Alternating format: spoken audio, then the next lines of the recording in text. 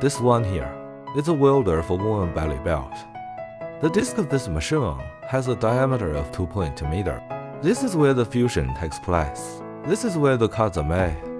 About this machine, manufacturing one belly belt requires heat seal before cut. The original process was for a single machine. Just like this machine, it's heat sealed first. The semi-finished product is then taken to the cutting machine to be cut after thermal, so it will be less efficient. The cost will also be higher. The process requires 2 or 3 people. The full process turnarounds.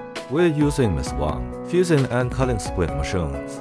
It can be realized on a single machine, a whole production process, and it only takes the worker. So it's excellent in terms of efficiency and cost. Although the price of this machine may be a bit high, but the production cost of this machine is very low in the long run.